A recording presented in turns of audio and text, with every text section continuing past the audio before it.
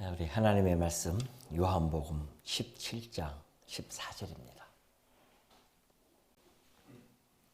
요한복음 17장 14절.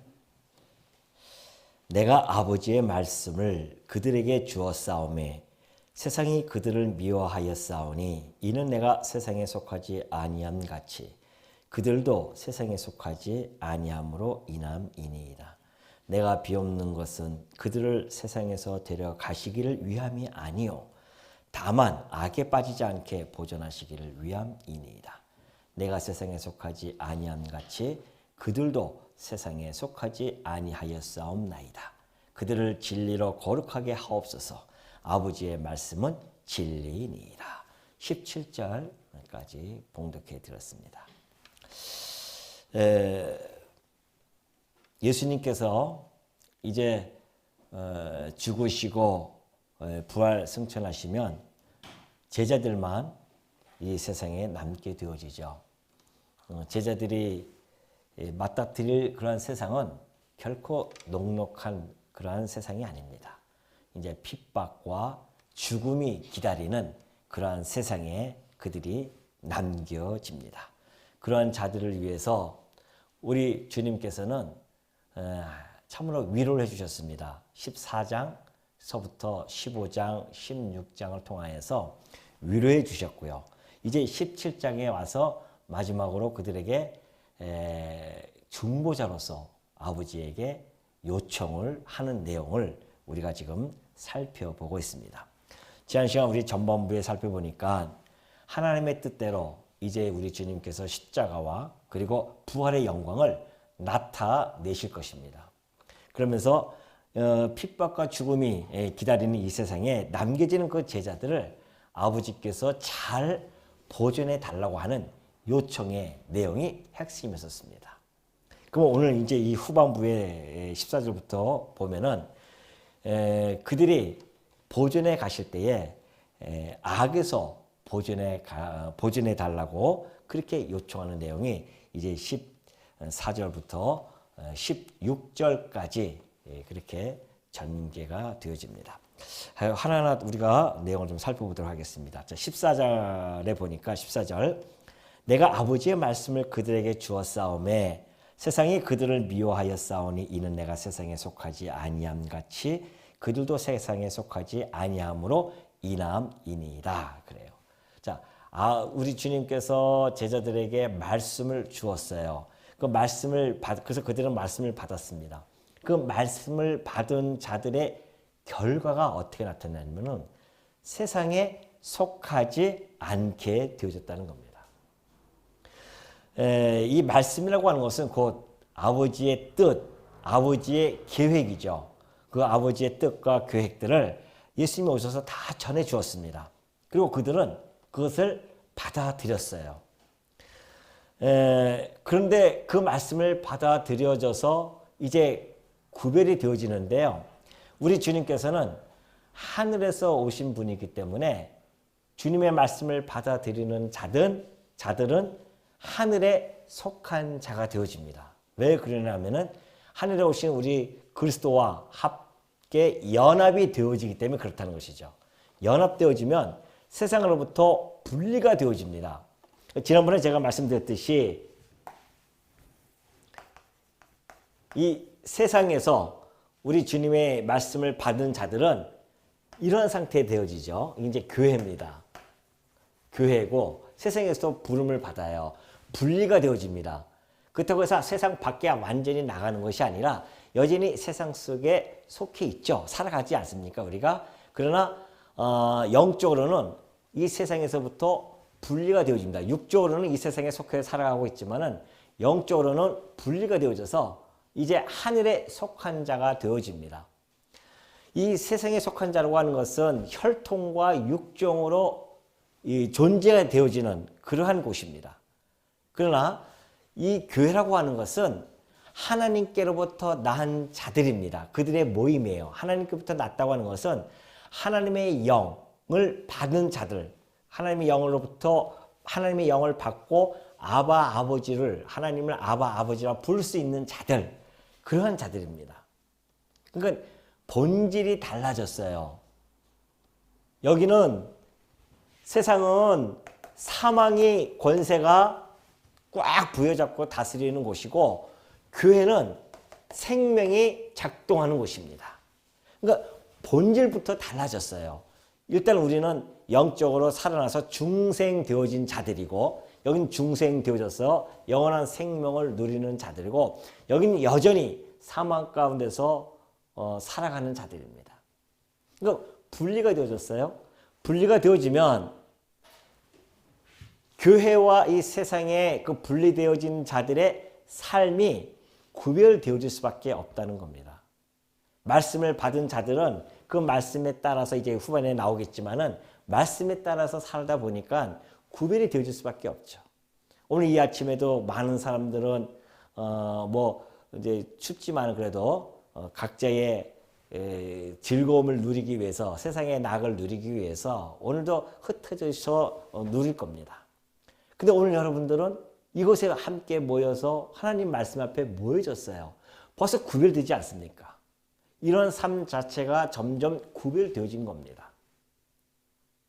그러니 이 세상이 구별되어진 세상과 다른 삶을 살아가는 자들을 향해서 미워할 수밖에 없는 거죠. 이들은 하늘에 속한 자들이고 이들은 세상에 속한 자들이니 본질이 달라졌으니 미워할 수밖에 없다는 겁니다. 우리 하늘에 속한 자들, 하늘에 속한 자들이라는 것은 아까 얘기했듯이 그 본질이 달라졌지만 생각 자체도 다 다르고요. 세상은 세상은 보편성을 가지고 살아갑니다. 근데 교회는 보편적이지 않아요. 세상의 보편에 따르지 않습니다. 특별한 거예요. 왜? 지난번 주에 말씀드렸듯이 세상은 이 신적인 이 세계, 이 하나님 이 신에 대한 세계 그리고 그것을 이해하고자 또는 신적인 신에 대해서 알고자 하는 것들을 인간이 가지고 있는 어떠한 직관, 본성 또는 이성 또는 경험에 의해서 그것을 탐구하고자 합니다. 그것을 찾아가고자 해요. 그래서 결국은 영원한 생명에 도달하고 싶어서 자기의 노력과 수고로 말미암아 이루어질 수 있다고 생각하는 것이 세상이죠. 그러나 교회는 다릅니다. 교회는 우리를 포기해버렸어요. 우리는 안 된다. 그래서 외부로부터 이것을 우리가 알 수 있는데 그것이 곧 하나님께서 계시 주신 그 말씀, 이 성경을 통해서만이 우리가 하나님을 알 수가 있고 그 말씀을 알므로 말미암아 말씀을 통해서 하나님을 알므로 말미암아 그리고 그 아들을 보내주신 그 아들을 우리가 믿음으로 말미암아 영원한 생명에 도달할 수 있다고 우리는 이야기하는 사람입니다. 그러니까 전혀 다르잖아요, 주장이. 그러니까 그들은 다 달러라고 얘기하지만 우리는 아니다. 너희들이 틀렸어. 그렇게 이야기하는 거고요. 그 세상은 너희들도 우리와 좀 다르게 좀 생각하는 사람들이다. 이렇게 얘기한단 말입니다. 근데 우리는 아니다. 세상이 틀렸어. 그렇게 이야기하죠. 그래서 세상을 향해서 죄와 의와 심판에 대해서 책망을 하고 있단 말입니다. 그러니 이 세상에 가만히 있을 수가 없죠. 미워할 수밖에 없는 겁니다. 그래서 이 교회는 끊임없이 2000년 교회사를 보면은 세상으로부터 늘 미움을 받아왔고 핍박과 고난 속에서 살아왔음을 잘 보여주죠. 그럴 수밖에 없죠. 이 세상은 인본주의입니다. 여기는 인간이 본의가 되어져서 무엇이든지 다 할 수 있다는 생각이고요. 그러니까 요즘 보십시오. 중세 때만 해도 신본주의적인 좀 빗나갔지만 그래도 여전히 신본주의적인 생각을 가지고 살아왔는데 18세기 이후에 계몽주의에 의해서 이성이 점점 발달되어지면서 이성에 의한 그런 인본주의가 이 세상을 장악합니다. 그래서 우리 인간의 힘으로 신이 없어도 우리는 인간의 힘으로 뭐든지 다 할 수 있다고 하는 그러한 자신감 속에서 살아가는 것이 세상입니다. 그러니까 인본주의적이죠. 그러나 교회는 아닙니다. 인본주의가 아니에요. 교회는 오로지 신본주의입니다. 하나님만이 살아계시고 하나님만이 이 역사의 주관자이시며 하나님이 시작이시고 마지막이시고 알파와 오메가이시다. 이렇게 선포하는 곳이 교회입니다. 그러니 세상이 미워할 수밖에 없다는 겁니다. 예수님께서 하신 말씀이에요. 하나님의 아버지의 말씀을 그들에게 주었는데 세상이 그들을 미워한단 말입니다. 왜? 세상에 속하지 아니함 같이 그들도 세상에 속하지 아니하였기 때문에 그렇다는 것이죠. 그렇다고 한다면은 세상에 속하지 않았으니까 우리 뭐 완전히 세상 밖에서 살아야 되느냐? 때로는 한때는 그런 자들도 있었습니다. 우리가 이들과 분리되어져서 살아야 된다. 세상과 멀어져서 살아야 된다. 그래서 막 산속에 들어가서 수도원 생활하기도 하고 그랬단 말입니다. 그러나 결코 그렇지 않습니다. 만약에 이들을 도무지 사귀지 아니한다고 한다면 이 세상은 온갖 악이 다 득실득실하는 곳 아닙니까? 그러니까 우리가 이것을 벗어나자 해가지고서는 세상 밖에서 살아가는 자들이 아니에요. 고린도전서 5장 10절에 보면은 바울이 그런 얘기를 잘 전달해 주고 있죠. 이 말은 이 세상에 음행하는 자들이나 탐하는 자들이나 속여 빼앗는 자들이나 우상 숭배하는 자들을 도무지 사귀지 말라 하는 것이 아니니 만일 그리하려면 너희가 세상 밖으로 나가야 해요. 이 세상은 음행과 탐욕과 이 모든 것이 다 이곳에는 그러면서 살아가는 곳입니다. 그러니까 그런 자들과 도무지 사귀지 않으려고 한다면은 세상 밖에 나가야 돼요. 지구를 떠나야 됩니다. 그게 아니라는 것이죠. 교회 안에서 만약에 그런 데도 있으면 그들을 사귀지 말라는 것이지, 교회 안에서 만약에 음행을 하고 탐욕을 하고 그러면서 분쟁을 일으키고 그렇게 되어진다고 한다면 바울이 얘기하는 것은 그들과 사귀지 마라. 이단에 빠져 있다거나 해서 하면 사귀지 말라. 그런 이야기죠. 그러나 세상에서 우리가 살아가면서 어떻게 이들과 같이 안 살아갑니까? 우리가 육신을 입고 살아가니까. 그럴 수밖에 없잖아요. 사업도 해야 되고 장사도 해야 되고 만난 사람도 차 한 잔도 마셔도 다 안 믿는 사람과 다 살아가는 거예요. 교회도 역시. 그러니까 교회라고 하는 것은 세상 밖으로 나가는 것이 아니라 오히려 세상 안으로 들어가는 것이 교회입니다. 그 안에 들어가는 거예요. 이 안에서 온갖 핍박과 고난과 조롱이 있다 할지라도 교회는 여기서 이겨내는 겁니다. 견뎌내는 거예요. 싸워나가는 것이죠. 그러면서 그곳에서 빛과 소금의 역할을 하는 곳. 이것이 교회가 해야 할 일입니다. 그러니까 제가 그림을 이렇게 그린 것은 여전히 우리는 세상 속에 있으면서 이곳에서 이 교회가 가지고 있는 빛, 교회가 가지고 있는 그 소금의 역할, 이것을 세상에 향해서 하는 것이 바로 우리 성도들이고, 그 일을 하다가 핍박도 받고 고난도 받고 조롱도 받고 미움도 받는 것이죠. 우리 주님이 지금 이 중보자로서의 이 중보 요청을 하는 것은 앞으로 그 교회사를 바라보면서 세상 심판날까지 그 교회가 이루어질 일들을 주께서는 아신단 말이죠. 그러니까 하나하나 요청을 좀 해가고 계십니다. 그러니 내가 비옵는 것은 그들을 세상에서 데려가시기를 위함이 아니요 다만 악에 빠지지 않게 보존하시기를 위함입니다. 만약에 그들을 세상에 데려가면 얼마나 좋겠습니까? 이 험난한 세상에 그들을 남겨두지 아니하고 그 제자들을 그대로 내가 가는 곳에 너희들 함께 가자. 구름 타고 승천하면서 같이 올라가시면 얼마나 좋겠냐 말이죠. 근데 그게 아니에요. 그게 아니라 이게 오히려 너희들은 이곳에 내가 이들을 데려가지 않고 남겨두고 갑니다. 그러니 이 세상에서 그렇게 미워할 것인데 뿐만이 아니라 핍박과 고난 속에 있겠지만은 그들을 그곳에서 그대로 놔두지 마시고 아버지께서 그들을 건져 주시옵소서라는 그러한 요청이 지금 주어지는 겁니다. 그러니까 그것뿐만이 아니라 악에서 빠지지 않도록 보존해 달라고 하는 것. 이 세상은 악이 득실하는 곳 아닙니까? 끊임없이 이들을 갖다가 제자들 갖다가 회유할 것이고 유혹할 것이고 그리고 악한 것들이 와서 그들을 해할 것이란 말입니다. 그것으로부터 그들을 보존해 달라는 우리 주님의 기도가 지금 있는 것이죠.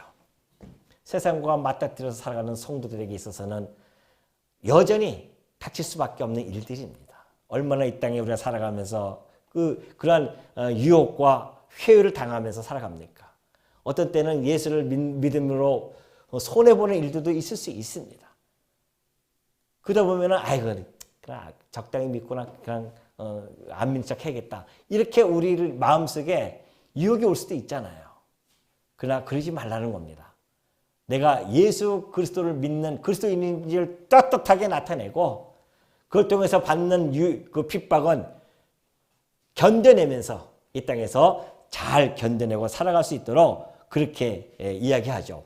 그러니까 우리 주님께서 지금 이런 요청을 해 나가실 것은 반드시 그들을 보호해 가실 것을 요청했기 때문에 중보자의 기도는요 반드시 이루어집니다. 베드로는 이 그리스도의 이 기도의 말씀을 듣고 마음속에 늘 간직하고 있었습니다. 아, 우리 주께서 올라가시기 전에 당신의 남아있는 자들, 여기서 우리가 제자들을 얘기하지만 제자들 너머에는 교회, 곧 성도들이 다 있다는 것을 꼭 명심하시기 바랍니다. 그 제자들이 그 마음속에 우리를 갖다가 이 세상에서 그냥 남겨두고 가시지만은 우리 주님께서 우리로 하여금 아버지께 요청하시기를 어떠한 악에서부터 보존해주고 어떠한 고난 속에서도 견뎌낼 수 있도록 이렇게 요청해 주는 걸 보니 하나님의 보호하심이 분명하다. 보호하심이 분명할 것이다 라는 것을 믿음을 갖게 됩니다. 그래서 베드로전서 1장 5절에 보면요. 이렇게 되어 있어요. 너희는 말세에 나타내기로 예비하신 구원을 얻기 위하여 믿음으로 말미암아 하나님의 능력으로 보호하심을 받았느니라. 제자들도 그 그리스도의 그 기도에 의해서 보호하심을 받음을 너무나 잘 알게 되어집니다. 순간순간 가는 곳마다 하나님께서 어떻게 그렇게 보호해 가시는지, 그들에게 신앙의 절기를 지켜나가도록 하고 계시는지, 어떤 어려움이 온다 할지라도 그들이 주눅들지 아니하고요. 오히려 자기들도 놀래요. 어떻게 우리가 이 죽음의 이 위협, 죽음의 고통을, 죽음의 공포를 견뎌내고 이겨낼 수 있는지, 그것이 바로 우리 주님의 그 중보적 기도의 요청에 의해서 하나님의 보호하심이 그들과 함께하고 있다는 사실을 베드로는 깨닫고 그 편지에 이렇게 쓴 겁니다. 염려하지 마라. 하나님의 보호하심이 구원 얻을 자, 믿음으로 구원 얻을 자들에게 항상 있음을 염려하지 말라는 겁니다. 오늘 이 땅에 우리가 살아가면서 얼마나 우리도 보호함을 받고 살아갑니까? 세상의 유혹에 빠져서 우리가 혹 넘어질 때도 있습니다.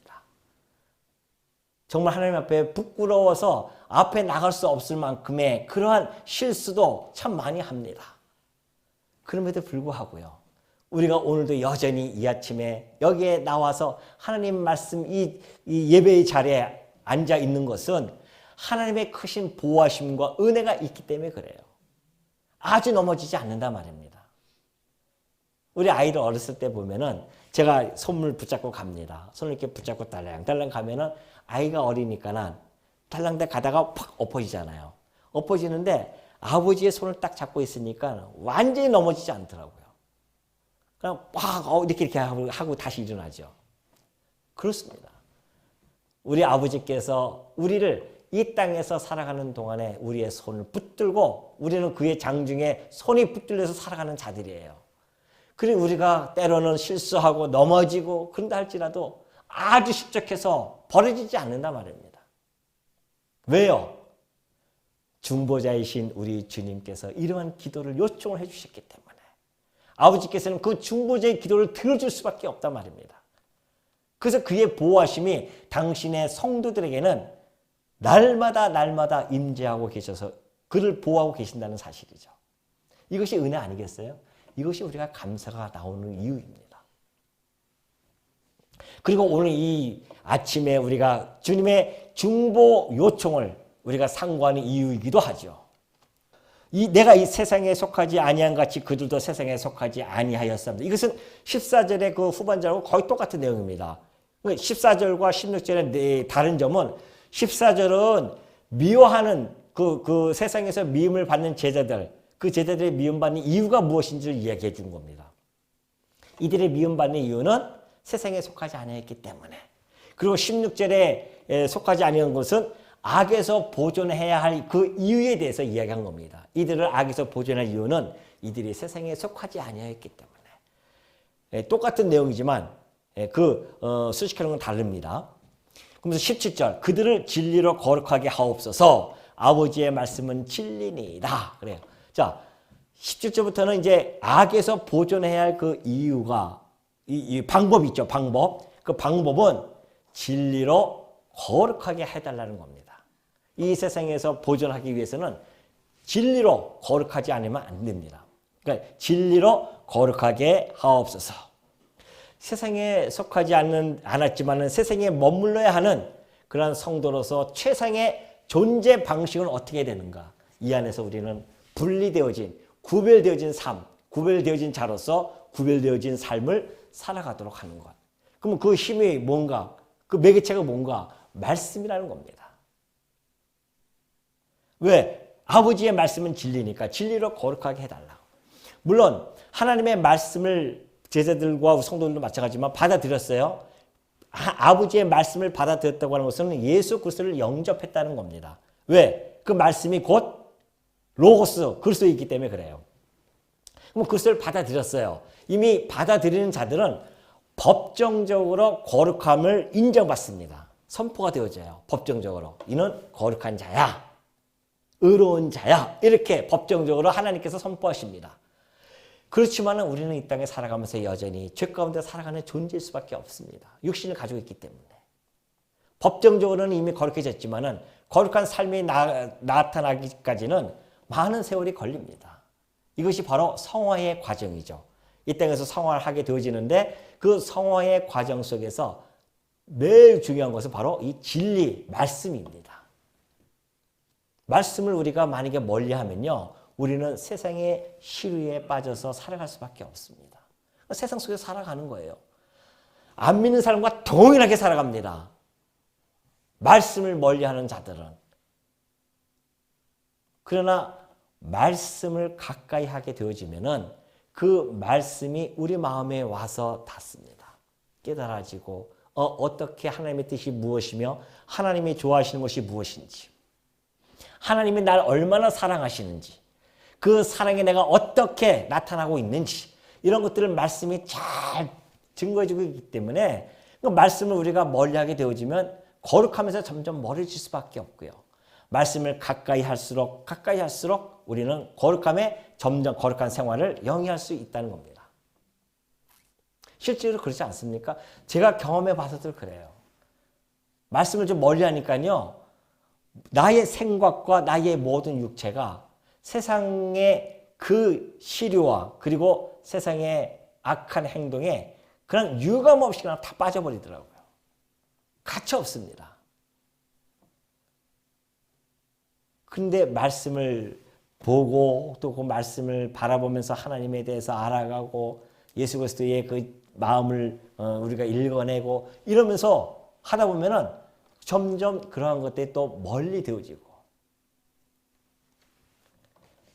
그러나 이 진리를 우리가 말씀을 읽고 하지만은 이것은 거룩함의 어떤 매개체는 될 수 있지만은, 그러나 이 우리가 거룩함의 생활을 나타나게 하는 것은 역시 성령, 진리의 영이신 성령 하나님만이 하실 수 있는 거죠. 우리가 이 말씀을 읽고 할 때에 깨달음을 주시는 것은 성령이십니다. 성령께서 우리로 하여금 이 말씀을 깨닫게 해주시고 그 말씀에 힘입어서 살아갈 수 있게, 진리로 거룩할 수 있도록 그렇게 인도해 가신다는 것이죠. 아버지께서 18절, 아버지께서 나를 세상에 보내신 것 같이 나도 그들을 세상에 보내었고, 아버지께서 세상에 보내주셨다고 하는 것은 아버지께서 이제 아들을 이 땅에 보내주셨어요. 근데 나도 그들을 세상에 보낸다고 하는 것은 그 진리에 대한 사명을 그들에게 계승해 주는 것이죠. 자, 아버지께서 아들을 보내셨다고 하는 것은 왜 보내셨을까요? 아버지의 계명, 다시 말해서 하나님을 사랑하고 이웃을 사랑하는 것을 실행하기 위해서 이 땅에 아들을 보내십니다. 우리는 할 수가 없잖아요. 그 계명을 수행할 수가 없단 말입니다. 그 아들이 와서 그것을 수행해요. 그리고 그 수행한 것을 아들이 그 제자들에게 또는 성도들에게 너희가 서로 사랑하라고 하는 그 계명을 주어서 이 땅에 보냅니다. 그렇기 때문에 주님의 사명을 제자들에게 계승해 주기 위해서 진리로 거룩하게 해달라는 것이죠. 말씀으로 그들이 거룩하게 되어지면 그 말씀을 가지고 세상에 가서 그 말씀을 통하여서 그들에게 보여주는 겁니다. 그리스도의 사랑을 보여주죠. 하나님의 사랑을 전달해 줍니다. 오늘 우리가 우리 이웃들에게 가서 복음을 전하는 게 뭡니까? 복음의 내용이 뭐예요? 하나님이 당신을 사랑하십니다. 그래서 그의 아들을 이 땅에 보내주셨습니다. 하나님의 사랑과 그리스도의 은혜가 우리에게 왔습니다. 그것이 바로 우리가 그를 믿기만 하면 이 은혜가 우리에게 그대로 쏟아진다는 사실을 전달해 주는 거란 말이죠. 그러니 하나님께서 아들을 보내신 그 사명을 제자들에게 그대로 주시고 제자들은 우리들에게 그 사명대로 말씀을 전해줌으로 말미암아 2000년 동안 이것이 계속해서 이루어지지 않았습니까? 아까 얘기했듯이 우리 주님의 요청은 반드시 이루어지는 그런 간구이기 때문에 이 말씀이 그대로 이루어져요. 그래서 2000년 동안에 그 말씀이 계속 예수님께서 제자들을 파송했던 것처럼 제자들도 가서 또 다른 제자들을 만들어 놓고 그 제자의 제자가 계속해 이루어져서 그리스도의 사랑, 하나님의 사랑을 전달받고 지금 이 시간까지 역사가 진행되어지고 있으며 우리들도 하나님의 사랑과 그리스도의 사랑을 그 말씀을 통하여 받아들이고 오늘도 이 아침에 나와서 예배드리고 있는 중이 아니겠는 말이죠. 그러니 우리 주님의 이 중보자로서의 요청은 강력한 그런 힘을 가지고 있는 겁니다. 반드시 성취의 그러한 능력을 가지고 기도를 지금 해가고 있는 것이죠. 자, 19절 보면은 또 그들을 위하여 내가 나를 거룩하게 하오니 이는 그들도 진리로 거룩함을 얻게 하려 함이니이다. 그들을 위하여 내가 나를 거룩하게 한다는 게 무슨 뜻입니까? 나를 거룩하게 한대요. 구약에 보면은 대제사장들을 하나님께서 거룩하게 구별시켜놨어요. 그리고 대제사장들은 거룩히 구별되어진 그 제물을 가지고 하나님께 거룩한 제사를 드렸습니다. 그것은 곧 예수 그리스도께서 드려지실 것에 대한 모형이었다고 했습니다. 그동안 되면 오늘 우리 주님이 여기 하신 이 19절의 말씀은 바로 그 말씀을 이야기하고 있는 거죠. 자, 참 대제사장으로서 거룩하게 되어졌습니다. 그리고 참 제물로서 희생 제물로서 거룩하게 구별되어졌어요. 그리고 그가 그 제물을 하나님께 드려집니다. 그 거룩한 제물을 통하여서 나머지 진리로 거룩함을 얻게 하는 것이다. 예수 그리스도께서 그러한 진리의 거룩한 제사를 드림으로 말미암아 그 거룩한 제사를 받는 자들이 곧 거룩하게 되어질 것을 기도해주고 있는 것이죠. 그 19절의 말씀이 그런 내용입니다. 그래서 진리이신 그리스도를 통하여서 거룩함에 참여하게 해달라고 하는 요청을 주께서 하신 거죠. 그 요청대로 우리 주님은 그 대제사장으로서 희생제물을 되어지셔서 그런 거룩한 제사를 드림으로 말미암아 수많은 사람들이 그의 거룩함에 참여하게 되어졌다는 겁니다. 내가 비옵는 것은 20절입니다. 내가 비옵는 것은 이 사람들만 위함이 아니요 또 그들의 말로 말미암아 나를 믿는 사람들도 위함이니 아버지여 아버지께서 내 안에 내가 아버지 안에 있는 것 같이 그들도 다 하나가 되어 우리 안에 있게 하사 세상으로 아버지께서 나를 보내신 것을 믿게 하옵소서. 자, 틀림없죠? 내가 비옵는 것은 제자들뿐만이 아닙니다. 이 제자들의 말을 통하여서 그 말을 받아들이고 믿는 사람, 곧 성도들도 역시 이 중보 기도의 대상의 요청에 다 포함이 되어진다는 겁니다. 이 교회라고 하는 것은 말씀으로 세워집니다. 그죠? 사도들과 선지자들의 터 위에 세워진 것이 교회입니다. 다시 말해서 선지자들의 그 말씀, 그리고 사도들의 이 기록되어진 말씀, 이것이 곧 그리스도에 대하여 증거한 것인데 그 터 위에 교회가 세워지죠. 근데 그 터 위에 교회가 세워지려면 말씀이 전파되어야 된다는 이야기입니다. 자, 주의 이름을 부르는 자는 뭘 얻는다고 했습니까? 구원을 얻는다고 했습니다. 주의 이름을 부르는 자는 구원을 얻어요. 그런데 주의 이름을 불러야 되는데 믿어야 부를 거 아닙니까? 믿음이 없는데 어떻게 불러요? 그러니까 믿음이 생기려고 하면 어떻게 해야 됩니까? 들어야 되잖아요. 그럼 들으려고 하면은 전하는 자가 있어야 된단 말이죠. 그래서 전파하는 자가 있어야 듣고 듣는 자가 믿어지고 믿음으로 말미암아 주의 이름을 부름으로 구원에 이르는 놀라운 역사가 이루어진 겁니다. 이것이 바로 교회의 지금의 모습이었다는 것이죠. 그러니까 그들의 말로 말미암아 나를 믿는 이 교회들도 위하여 내가 지금 요청하고 있습니다. 그러니 우리가 이 그리스도의 중보의 이 요청을 어찌 우리가 소홀히 여길 수 있겠습니까?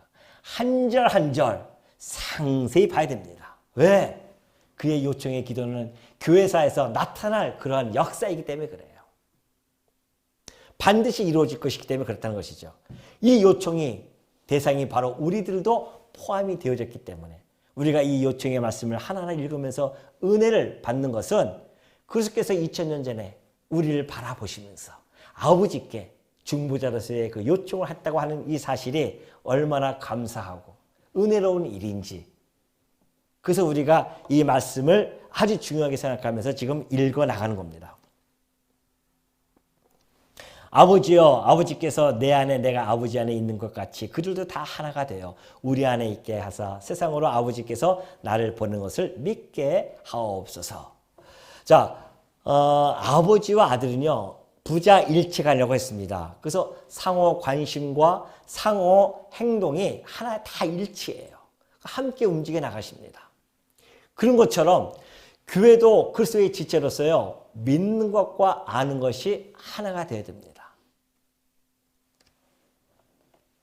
그래야 성부와 성자 안에서 거룩하게 되어지고 뿐만이 아니라 세상으로 하여금 이 구속주 예수 그리스도에 대해서 증거를 해 나갈 수가 있는 거죠. 그걸 보여줄 수 있다는 것입니다.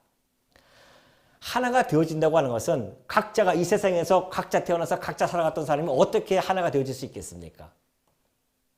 불가능하죠. 생각도 다르고 문화도 다르고 다 다른데 어떻게 하나가 되어질 수 있겠어요? 특히 이때 당시에는 유대인들의 생각 속에서는요 이 세상의 종족은 유대인과 이방 이렇게 나눠집니다. 자기들의 선민과 그리고 저 버린 자들, 이방인들 이렇게 나눠서 생각하는 자들이에요. 그들에게 이 하나라고 하는 이 개념은 잘 이해가 안 되는 개념입니다. 그러니까 예수님께서 그 하나됨에 대한 개념을 삼위일체적인 그 하나됨을 갖다가 가지고 와서 그들에게 보여주는 겁니다. 잘 이해를 못하니까. 아버지와 내가 하나가 된 것처럼 이 교회도 아버지와 아들 안에서 하나가 되게 해달라고 하는 그 기도를 지금 해주고 있는 것이죠. 그 하나가 되어진다고 하는 것이 바로 그리스도를 통하여서 유대인과 이방인이 하나가 되어지는 것처럼, 종이나 주인이나 하나가 되어지는 것처럼, 남자나 여자나 하나가 되어지는 것처럼, 이 놀라운 이게 복음의 메시지 아니겠습니까? 하나가 되어진다고 하는 거. 그래서 주와 합하는 자는 한 영이라고 그렇게 이야기가 되어집니다. 그리스도 안에서 많은 사람이 있지만 그리스도 안에서는 한 몸이 이루어지는 겁니다. 에베소서 4장 3절에 보면요, 바울이 이렇게 표현해주고 있죠. 평안에 매는 줄로 성령이 하나 되게 하신 것을 힘써 지키라. 몸이 하나여 성령도 한 분이시니 이와 같이 너희가 부르심에 한 소망 안에서 부르심을 받았느니라. 주도 한 분이시오 믿음도 하나요 세례도 하나요. 그리스도 안에서의 교회가 하나라고 하는 것은 믿음도 하나입니다. 삼위일체 되신 그 하나님을 믿는 믿음이 하나예요. 세례도 아버지와 아들과 성령의 이름으로 우리 모두 다 세례를 받았습니다. 그래서 우리는 그리스도와 연합되어진 하나 되어진 자라는 것이죠. 이 세상에서는 도저히 이해할 수 없는 그런 말씀 아니겠어요? 그 수많은 사람들이 각자가 다 다른 생각인데 어떻게 하나로 뭉쳐질 수 있습니까? 우리는 하나가 되어질 수 있습니다. 왜? 믿음이 하나니까. 그리스도의 피로 말미암아 이루어진 한 족속이기 때문에. 믿음도 하나요, 세례도 하나이기 때문에. 믿는 것과 아는 것이 하나가 되어졌단 말입니다. 그러니 우리에게 믿음도 사랑도 소망도 다 하나 아니겠습니까? 우리가 갖는 믿음 하나죠. 우리가 갖는 소망 하나 아닙니까? 우리가 가지고 있는 그 사랑 하나 아니에요? 그리스도의 사랑. 이것을 우리 주님께서 지금 요청해 가고 계신 겁니다. 그러면서 22절 내게 주신 영광을 내가 그들에게 주었사오니 이는 우리가 하나 된 것 같이 그들도 하나가 되게 하려 함이라. 이 주님께서 계속 그 하나가 얼마나 교회의 모습이 얼마나 중요하신지를 잘 보여주고 있죠. 내게 주신 영광을 내가 그들에게 주었다는 겁니다. 내게 주신 영광이 뭐냐? 그것이 바로 주의 죽으심과 부활의 영광 아닙니까? 내가 이제 주께서 하나님께서 내게 주어서 죽으시고 부활의 영광을 그들에게 줍니다. 다시 말해서 죽으심과 부활을 통하여 구속의 영광을 그들에게 주었어요. 그래서 왜 그렇게 주셨는가? 우리가 하나가 된 것 같이 그들도 하나가 되게 하려고. 우리를 구속해 주신 것은 그리스도와 한 몸이 되게 해서 영원토록 하나님 나라에서 영원토록 살아가게 하시려고.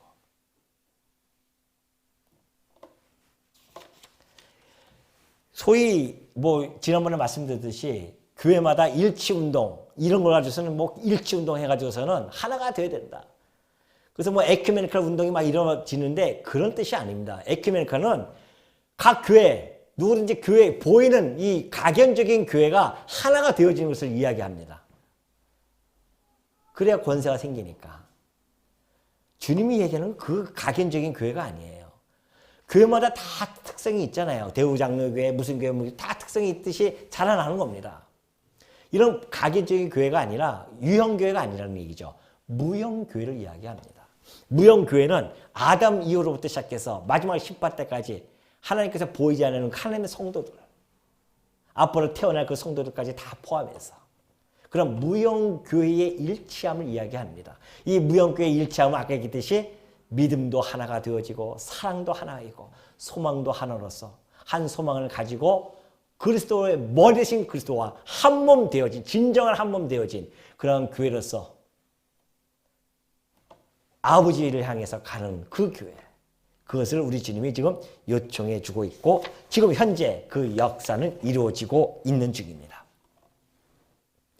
곧 내가 그들 안에 있고 있음절 아버지께서 내 안에 계시어 그들로 온전함을 이루어 하나가 되게 하려 함은 아버지께서 나를 보내신 것과 또 나를 사랑하신 같이 그들도 사랑하신 것을 세상으로 알게 하려는 것이다. 그리스도 안에서만 거룩하여질 수 있고 그리스도 안에서만 온전해질 수가 있습니다. 그것은 곧 그분의 지체가 되므로 하나가 되어진다는 것이죠.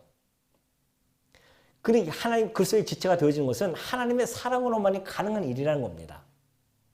하나님의 사랑이 작동되어져서 이루어진 일이며 그 하나님의 사랑을 교회를 통해서 세상으로 하여금 알게 하는 겁니다. 교회가 하나님의 사랑을 알게 하는 그 역할을 사명을 맡은 겁니다.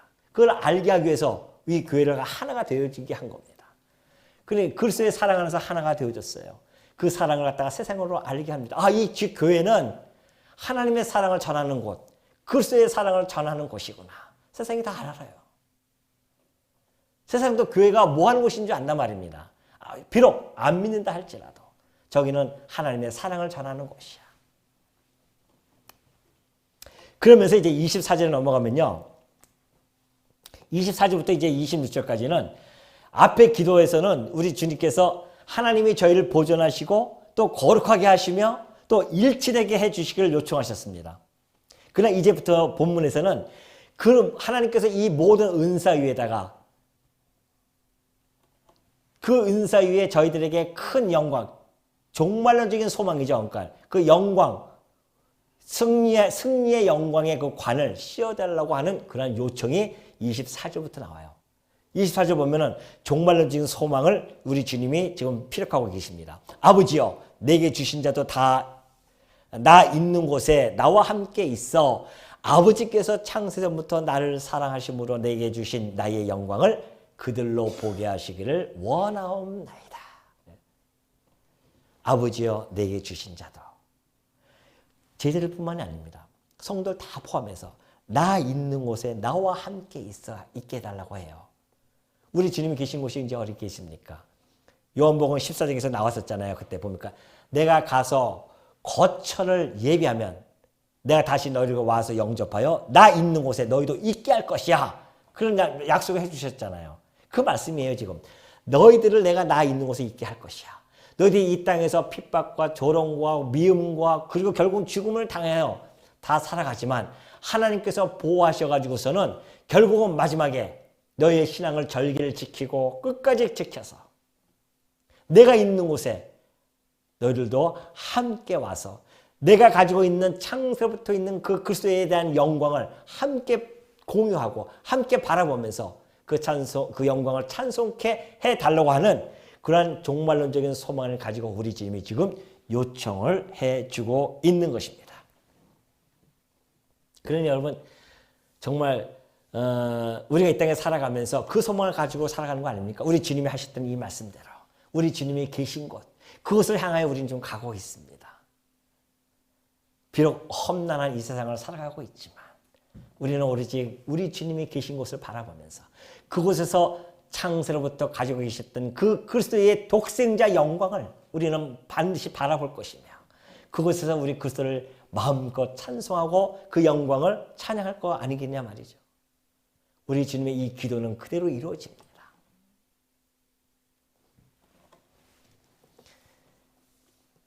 마침내 우리의 이 수고로운 삶이 끝나면요. 우리는 주님이 계신 곳에 가는 겁니다. 날 죽기까지 사랑했던 날 너무나 사랑하셨던 그 주님 앞에 간다는 그 소망, 그 즐거움이 이 땅을 우리가 험난하지만 살아갈 수 있는 힘의 근거가 되지 않겠습니까? 우리 주님의 사랑을 날 죽기까지 사랑하신 주님을 바라보고 그분을 만난다는 그 소망, 그것이 우리의 이 삶을 살아갈 수 있는 힘을 준다는 것입니다. 그러면서 25절 의로우신 아버지여 세상이 아버지를 알지 못하였고 나는 아버지를 알았사옵고 그들도 아버지께서 나를 보내신 줄 알았사옵나이다. 당연하죠. 아버지께서는 의로우신데 세상은 불의하고 부패한데 어떻게 아버지를 알 수 있겠습니까? 그러나 아버지를 너무나 잘 알고 계시는 아들이 이 땅에 오셨습니다. 그 아들을 통하여서 아버지가 의로우신 줄을 드러나게 하시고 뿐만이 아니라 당신의 특별히 택한 자들을 통하여서 아버지로부터 아들을 보낸 이 놀라운 복된 소식을 그들로 하여금 알게 해준다는 것이죠. 이미 그들은 알았고 또 앞으로 그들을 통해서 또 우리는 또 알게 되어질 것이다. 그런 얘기죠. 그러면서 내가 아버지의 이름을 그들에게 알게 하였고 또 알게 하리니 이는 나를 사랑하신 사랑이 그들 안에 있고 나도 그들 안에 있게 하려 함이니이다. 아버지의 이름을 알 수 있는 자들은 하나님의 사랑 안에 있는 자들만이 가능합니다. 하나님의 사랑에서 벗어난 자들은 아버지의 이름을 알 수가 없어요. 그 아버지의 이름을 어떻게 우리 주님이 알 수 있습니까? 우리 이 땅에 살아가면서 그 누구도 이 불의한 부패되어진 세상 속에서 살아가는 자들은 아버지의 이름을 알 수가 없습니다. 여호와 이름을 부른다고 해서 아는 게 아닙니다. 여호와라고 하는 그 이름에 담겨진 그 뜻, 의미를 알아야 된다는 것이죠. 언약대로 이루시는 그 아버지. 그 아들을 통해서만이 하나님이 언약대로 이루시는 여호와인 줄 알게 되어진단 말입니다. 그리고 아들의 이름을 통해서 아들에게 주신 그 여호와의 이름, 구속자 여호와라는 이름을 통하여서 아버지를 알게 되어져요. 우리 주님이 아버지의 이름을 알게 해줬다고 했습니다. 그건 뭡니까? 성육신으로 이 땅에 오셨어요. 공생의 기간 동안에 아버지의 이름을 다 드러내 주셨습니다. 이제 그들에게 또 알게 해준다고 합니다. 어떻게 해요?